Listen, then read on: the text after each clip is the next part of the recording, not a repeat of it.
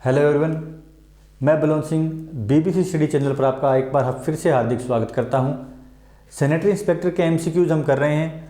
Third part आपके लिए हम उसका लेकर आए हैं। टॉपिक है अपना फूड एंड न्यूट्रिएंट्स, भोजन और पौष्टिक तत्व है। इस टॉपिक से संबंधित दो एमसीक्यू 1 और 2 का सेट हम पहले अपलोड कर चुके हैं, जिनको आप आई बटन पे क्लिक करके देख सकते हैं। उनका लिंक आपको डिस्क्रिप्शन बॉक्स में भी मिल जाएगा। सैनिटरी इंस्पेक्टर का जो अपना थ्योरी स्पेशल बैच है वो चल रहा है अपना डिवाइन स्टडी ऐप पर, तो वहाँ से आप उस बैच को सब्सक्राइब कर सकते हैं। अभी तक काफ़ी ज़्यादा उत्साहवर्धक रिजल्ट रहे हैं, बहुत सारे बच्चे उससे हमसे जुड़ चुके हैं। तो sanitary inspector special batch available है डिवाइन स्टडी ऐप पर। एमसीक्यूज हम कर रहे हैं, तो चलिए शुरू करते हैं। आज का जो पहला क्वेश्चन है वो खनिज के स्रोत क्या हैं। आज के जो टॉपिक के क्वेश्चन रहेंगे वो मैक्सिमम अपने खनिज से संबंधित रहेंगे। उससे पहले कार्बोहाइड्रेट से संबंधित, विटामिन से संबंधित, प्रोटीन से संबंधित, वसा से संबंधित एमसीक्यूज हम पहले ही कवर कर चुके हैं। कुछ आज फिर रिपीट होंगे उनमें वो टॉपिक के क्वेश्चन भी, लेकिन मैक्सिमम क्या रहेंगे अपने मिनरल से संबंधित क्वेश्चन रहेंगे। तो पहला क्वेश्चन है खनिज के स्रोत क्या हैं। तो ऑप्शन है भी पानी। तो क्या पानी में खनिज होते हैं? हाँ, पानी में मिनरल्स होते हैं। जो बोतल आती है मिनरल वाटर जिसको अपने बोलते हैं, उसमें सब्जी मिनरल है, मतलब इसमें मिनरल्स होते हैं। वनस्पति और सब्जियां, तो वनस्पति और सब्जियों में भी मिनरल्स होते हैं। फल और जीवों में भी क्या होते हैं? मिनरल्स होते हैं। तो ऑप्शन क्या रहेगा अपना डी। सभी में क्या होते हैं? पानी में, वनस्पति और सब्जियों में, फलों और जीवों में क्या होते हैं? अपने खनिज होते हैं। तो ऑप्शन डी अपना करेक्ट आंसर रहेगा। नेक्स्ट क्वेश्चन है कैल्शियम की कमी से शरीर में कौन से विकार उत्पन्न हो सकते हैं। कैल्शियम क्या करता है? हमारी हड्डियों को, अस्थियों को मजबूत करने का कार्य करता है। तो ये पूछा भी कैल्शियम की कमी से शरीर में कौन से विकार हो सकते हैं। तो ये जो भी क्वेश्चंस आ रहे हैं वो अपने थ्योरी बेस में हमने उनको अच्छे से कवर किया है। तो उसमें ये जो रोग है ऑस्टियोमलेशिया, उसका भी हमने अध्ययन किया भी। ऑस्टियोमलेशिया क्या होता है, ऑस्टियोपोरोसिस क्या होता है, कैल्सिफिकेशन क्या होता है। ये तीनों ही जो रोग हैं वो कैल्शियम की कमी की वजह से होते हैं। तो अपना ऑप्शन क्या रहेगा? ऑप्शन डी बिल्कुल इसका क्या रहेगा? करेक्ट आंसर रहेगा। चलते हैं नेक्स्ट क्वेश्चन की तरफ। नेक्स्ट क्वेश्चन है भी रक्त में लोहे की मात्रा, आयरन कि ब्लड में आयरन कितना है, Fe कितना है। तो ये होता है 75%। तो ऑप्शन बी क्या रहेगा अपना? बिल्कुल करेक्ट। रक्त में आयरन होता है 75%। चलते हैं नेक्स्ट क्वेश्चन की तरफ। नेक्स्ट क्वेश्चन है भी पहले समुद्री मछुआरों के आहार में कौन कौन से पदार्थ शामिल नहीं थे। तो जब हमने विटामिन का टॉपिक जो कवर किया था तो उसके स्टार्टिंग में आपको बताया गया था भी विटामिन की जो खोज हुई है वो सबसे पहले कहाँ से हुई है? समुद्री मछुआरों से ही हुई है। उन पर स्टडी चल रही थी कि उनमें विशेष प्रकार के रोग हो रहे हैं। जब उनके खान पीन पर ध्यान दिया गया तो ये देखा गया भी समुद्री जो मछुआरे लंबे समय तक समुद्र में रहते हैं तो उनके खाने में अधिकतर मछली और उससे संबंधित सामग्रियाँ होती है। तो कमी किसकी रह जाती है? उनको सब्जियां और दालें प्रॉपर नहीं मिल पाती। तो इसका ऑप्शन क्या रहेगा भी कौन से पदार्थ उनको नहीं मिल पा रहे थे? सब्जियां और दाल उनको नहीं मिल पा रहे थे, उसलिए उनमें विटामिन से संबंधित बहुत सारी कमियों से संबंधित रोग उनमें हो रहे थे। तो ऑप्शन हो गया डी, सब्जियां और दालें, ऑप्शन ए और बी दोनों। नेक्स्ट क्वेश्चन है भी विटामिन सी की कमी से क्या नुकसान है। तो विटामिन का जब हमने अध्ययन किया था, विटामिन सी की कमी से क्या हो सकता है? सकरवी नामक रोग हो सकता है, मसूड़े फूलना शुरू हो सकते हैं, शरीर में खून ज़्यादा बनना ये नहीं होगा। इसका विटामिन सी से कोई संबंध नहीं है। तो ऑप्शन ए भी सी है, ऑप्शन बी भी सी है। तो आंसर क्या रहेगा? डी, ऑप्शन ए और बी। तो करेक्ट आंसर क्या रहेगा अपना? ऑप्शन है डी, इसका क्या रहेगा? Correct answer. सकरवी रोग भी होगा और मसूड़े भी फूलने शुरू हो जाते हैं विटामिन सी की कमी से। नेक्स्ट अभी विटामिन सी का रासायनिक सूत्र क्या है। तो विटामिन सी का रासायनिक सूत्र होता है C6H6 और O। तो ऑप्शन क्या रहेगा? ए बिल्कुल अपना क्या रहेगा? Correct answer.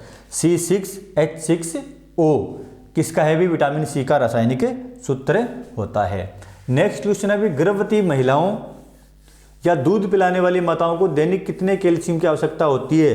तो सबसे अधिक कैल्शियम किसको चाहिए जीव जगत में? गर्भवती महिलाओं और दूध पिलाने वाली माताओं को चाहिए। क्यों? क्योंकि वो अपने साथ एक साथ दो दो शरीरों का पालन पोषण कर रही है। अगर वो गर्भवती है, गर्भ से है, तो उसके पेट में बच्चा है, और अगर वो दूध पिला रही है तो एक बच्चे का भी पालन पोषण अपने साथ कर रही है, जिसका पूरा पालन पोषण कहाँ से मिल रहा है? उस बच्चे की माँ के दूध से उसको मिल रहा है। तो उसको सबसे अधिक कैल्शियम चाहिए। तो यहाँ जो अपना आंसर रहेगा वो क्या रहेगा? Answer D. अब किस व्यक्ति को कितना कैल्शियम चाहिए, किस वर्ग को कितना कैल्शियम चाहिए, इसके लिए जो हमने कैल्शियम खनिज से संबंधित जो थ्योरी क्लास जो हमने कवर की है उसमें हमने एक एक डाटा को बिल्कुल बारीकी से कवर किया है। नेक्स्ट अभी एक साधारण व्यक्ति को प्रतिदिन सोडियम की कितनी आवश्यकता होती है। सोडियम किस में मिलता है, साधारण नमक में सबसे अधिक मिलता है, सोडियम क्लोराइड NaCl। तो ये पूछा है भी सोडियम Na की प्रतिदिन कितनी आवश्यकता होती है एक साधारण मनुष्य को। तो इसका ऑप्शन रहेगा भी 10 से 15 ग्राम। क्या ऑप्शन रहेगा, ऑप्शन बी 10 से 15 ग्राम। चलते हैं नेक्स्ट क्वेश्चन की तरफ। क्वेश्चन नंबर 9 क्या कहता है, फास्फोरस का अवशोषण हमारे शरीर के किस भाग द्वारा होता है। तो अवशोषण हमारे शरीर के अधिकतर छोटी आंत के द्वारा होता है, छोटी आंत के द्वारा ही होता है। और यहाँ भी फास्फोरस का जिक्र है, पी का जिक्र है, तो इसका अवशोषण भी किसके द्वारा होता है, छोटी आंत के द्वारा ही होता है। हमारे भोजन के अधिकांश भागों का अवशोषण कहाँ होता है, छोटी आंत द्वारा ही होता है। तो फास्फोरस का अवशोषण भी कहाँ हो रहा है, छोटी आंत में ही हो रहा है। हमारे शरीर में अनुमानित कितने ग्राम पोटेशियम होता है। पोटेशियम के बारे में पूछा है कितने ग्राम होता है, तो हमारे शरीर में लगभग ये 250 ग्राम होता है। कितना होता है, लगभग 250 ग्राम होता है। इसको भी हमने कहाँ कवर किया था, थ्योरी क्लास में कवर किया था। तो मैक्सिमम क्वेश्चन थ्योरी क्लास में हमने कवर अच्छे से कर लिए थे। हमारे शरीर में पोटेशियम की दैनिक आवश्यकता कितनी है। पहला जो क्वेश्चन था वो क्या था, हमारे शरीर में अनुमानित कितने ग्राम पोटेशियम है, प्रेजेंट कितना रहता है, तो 250 ग्राम है। अब पूछा है भी हमें डेली कितना पोटेशियम चाहिए, रोजाना हमें कितना पोटेशियम की आवश्यकता पड़ती है। तो हमें रोजाना पड़ती है भी 1000 से 2000 मिलीग्राम पोटेशियम हमें क्या चाहिए, रोज के खाने में हमारे शरीर में पहुंचना चाहिए। रोज कितना पहुंचना चाहिए, 1000 से 2000 मिलीग्राम। और शरीर में नॉर्मली कितना होता है, 250 ग्राम नॉर्मली हमारे शरीर में पोटेशियम रहता है। नेक्स्ट क्वेश्चन है भी हमारे शरीर में फास्फोरस की औसत मात्रा कितनी है। तो फास्फोरस की औसत मात्रा होती है अपनी 400 से 700 ग्राम। कितनी होती है, लगभग 400 से 700 ग्राम होती है। तो ये आंकड़े कुछ अपने को याद करने पड़ेंगे इनको।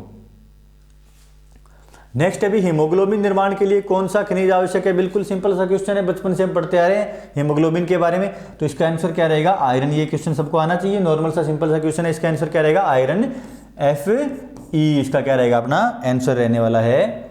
नेक्स्ट अभी आयरन की कमी से कौन सा रोग हो सकता है। ये भी बिल्कुल आसान सा क्वेश्चन है। आयरन की कमी से बुखार नहीं होगा, जुकाम नहीं होगा, कैंसर का भी कोई संबंध नहीं है। एनीमिया, रक्त अल्पता, रक्त की कमी होना, हीमोग्लोबिन की कमी होना, एनीमिया किसकी वजह से होता है, आयरन की कमी की वजह से होता है। नेक्स्ट क्वेश्चन है आयोडीन की शरीर में कितनी मात्रा होती है। तो हमारे शरीर में सामान्यतः लगभग आयोडीन कितना होता है, 50 ग्राम के आसपास होता है। तो कितनी मात्रा रहेगी, 50 ग्राम। घेंगा या गोइटर रोग, जिसको अपने गलगंड रोग, जिसमें गला फूल जाता है, भारी हो जाता है, किसकी कमी से होता है। तो ये भी नॉर्मल सा क्वेश्चन है, किसकी कमी से होता है, आयोडीन की कमी से होता है। क्या होता है आयोडीन की कमी से, घेंगा या गोइटर रोग आयोडीन की कमी से होता है। नेक्स्ट क्वेश्चन है कौन से खनिज की मात्रा पानी में कम होने पर फ्लोरोसिस नामक बीमारी हो सकती है। तो कौन सा रोग है, फ्लोरोसिस। तो किससे होगा, फ्लोरीन से। तो आंसर क्या रहेगा, आंसर बी, फ्लोरीन अपना क्या रहेगा करेक्ट आंसर रहने वाला है। नेक्स्ट क्वेश्चन है ये भी किससे संबंधित है, फ्लोरोसिस या फ्लोराइड से संबंधित है। निम्न में से फ्लोराइड का प्रकोप सबसे अधिक किन राज्यों के समूह में देखने को मिलता है। तो इनमें भी राजस्थान में फ्लोराइड का प्रकोप देखने को मिलता है। पहले ऑप्शन में सिर्फ अपना करेक्ट आंसर कौन सा है, राजस्थान। हरियाणा में बहुत कम है, दिल्ली में नहीं है, हिमाचल में भी प्रकोप देखने को नहीं मिलता। तो सेकंड में राजस्थान में है, पंजाब में है, लेकिन हिमाचल प्रदेश में नहीं है। और उत्तर प्रदेश में भी इसका प्रकोप देखने को मिलता है। तो राजस्थान है, पंजाब है, उत्तर प्रदेश है, लेकिन हिमाचल प्रदेश नहीं है। इसी प्रकार नेक्स्ट में भी पंजाब के कुछ क्षेत्र हैं, हिमाचल प्रदेश इसमें भी नहीं है, तो ये भी करेक्ट आंसर नहीं होगा अपना। तो राजस्थान में होता है, उत्तर प्रदेश में देखने को मिलता है, तमिलनाडु में भी है और पंजाब में भी है। तो करेक्ट आंसर क्या हो गया, डी। इसके अलावा एक राज्य और बच गया जिसमें काफ़ी ज़्यादा देखने को मिलता है फ्लोरोसिस का प्रकोप। कौन सा है वो, आंध्र प्रदेश।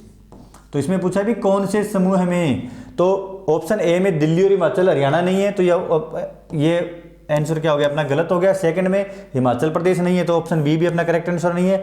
थर्ड में हिमाचल प्रदेश फिर से रिपीट हो रहा है, दिल्ली भी नहीं है, तो ये भी अपना क्या आंसर नहीं है। राजस्थान, उत्तर प्रदेश, तमिलनाडु, पंजाब, ये चारों दिन में फ्लोराइड की समस्या देखने को मिलती है। साथ ही साथ एक राज्य और कौन सा बच गया, आंध्र प्रदेश, इनमें सबसे अधिक फ्लोराइड की समस्या देखने को मिलती है। नेक्स्ट क्वेश्चन है आयरन के अलावा शरीर में हीमोग्लोबिन उत्पादन के लिए कौन से खनिज आवश्यक हैं? आयरन के अलावा कौन से खनिज का समूह है जिन निम्न में से जो मदद करता है किसमें? हीमोग्लोबिन निर्माण में। तो इसका ऑप्शन आंसर रहने वाला है अपने कोबाल्ट और कॉपर। कोबाल्ट और कॉपर। जब हमने अध्ययन किए थे जो माइनर जो मिनरल्स थे उनमें आया था कोबाल्ट और कॉपर, तो उसमें ये टॉपिक कवर हुआ था भी हीमोग्लोबिन निर्माण में कौन मदद करता है? कोबाल्ट और कॉपर भी अपना अहम योगदान देते हैं। नेक्स्ट अभी वेजिटेबल मिल्क किसे कहते हैं? वेजिटेबल मिल्क किसे कहते हैं? मिल्क अलग चीज़ है, वेजिटेबल मिल्क अलग चीज़ है। तो अगर ऑप्शंस में देखें तो मूंगफली और सोयाबीन से बनाए हुए दूध को क्या कहते हैं? वेजिटेबल मिल्क कहते हैं। बिल्कुल ये करेक्ट आंसर है। गाय और भैंस के दूध को वेजिटेबल मिल्क नहीं कहते, मिल्क कहते हैं। दूध है वो वेजिटेबल से प्राप्त नहीं हुआ है। वेजिटेबल से जो मिल्क प्राप्त हुआ है वो कौन सा है? मूंगफली और सोयाबीन से। इसके अलावा कोई भी ऑप्शन आपको दिखे वो रॉन्ग होगा। करेक्ट आंसर क्या होगा? मूंगफली और सोयाबीन से बनाए गए दूध को क्या कहते हैं? वेजिटेबल मिल्क कहते हैं। तो ऑप्शन क्या हो गया आंसर? ऑप्शन ए हमारा करेक्ट आंसर रहने वाला है। नेक्स्ट अभी टैनिक अम्ल किस में पाया जाता है? तो जो टैनिक अम्ल है वो चाय में पाया जाता है। किस में पाया जाता है? चाय में पाया जाता है। 1 ग्राम एल्कोहल में कितनी ताप इकाइयाँ होती हैं? तो इसका आंसर सी रहेगा। 1 ग्राम जो एल्कोहल है उसमें 7 ताप इकाइयाँ पाई जाती हैं। सर्दियों में निम्न में से किसका प्रयोग अमृत समान माना गया है? तो ये हमारे वेदों में भी इसको उल्लेख है। किसका? गुड़ का। सबसे बढ़िया क्या रहता है इनमें? गुड़ रहता है, तुरंत ऊर्जा देता है। खाने में तो मीठे सारी वस्तुएं इनमें, लेकिन जो ऊर्जा सबसे अधिक किस में भरी हुई है? गुड़ में भरी हुई है। तो इसको अमृत के समान माना गया है। नेक्स्ट क्वेश्चन है भी 100 ग्राम अनाज में कितनी ताप इकाइयाँ ऊर्जा मिलती हैं? तो 100 ग्राम अनाज में लगभग 350 ग्राम ताप इकाइयाँ मिलती हैं। कितनी मिलती हैं? 350 ग्राम ताप इकाइयाँ मिलती हैं। नेक्स्ट क्वेश्चन है एक साधारण व्यक्ति को रोजाना औसतन कितने गिलास पानी पीना चाहिए? तो एक साधारण व्यक्ति को नॉर्मल दिनचर्या का जो कार्य कर रहा है उसको 6 से 8 गिलास पानी कम से कम रोजाना उसका सेवन करना चाहिए। गर्मियों में इसकी संख्या और भी बढ़ सकती है। तो ये थे आज के MCQ में 25 क्वेश्चन हमने कवर किए हैं। उसके पहले हम 2 क्लासेज MCQs की ओर ला चुके हैं। सैनिटरी इंस्पेक्टर स्पेशल जो अपना बैच चल रहा है वो चल रहा है कहाँ पर? डिवाइन स्टडी ऐप पर। अगर अभी तक आप हमसे नहीं जुड़े हैं वहाँ पर तो जल्दी से जल्दी जुड़ जाइए, क्योंकि समय बहुत कीमती है और बहुत तेज़ी से गुजर रहा है। लोग आपसे काफ़ी आगे निकल चुके हैं। तो कृपया कर जल्दी ही डिवाइन स्टडी ऐप पर हमारी डेमो क्लासेस देखें और सैनिटरी इंस्पेक्टर स्पेशल बैच को ज्वाइन करें। MCQs हम आपके लिए यूट्यूब पर भी लाते रहेंगे और जल्द ही MCQs की नई सीरीज जिसमें MCQs की संख्या मिनिमम 50 से लेकर 100 क्वेश्चन तक रहने वाली है। टॉपिक के हिसाब से स्टार्टिंग में कवर करेंगे, उसके बाद इन टॉपिक्स को अपने मिक्स भी करेंगे। तो जल्दी से जल्दी जुड़ जाइए हमसे डिवाइन स्टडी ऐप पर। धन्यवाद।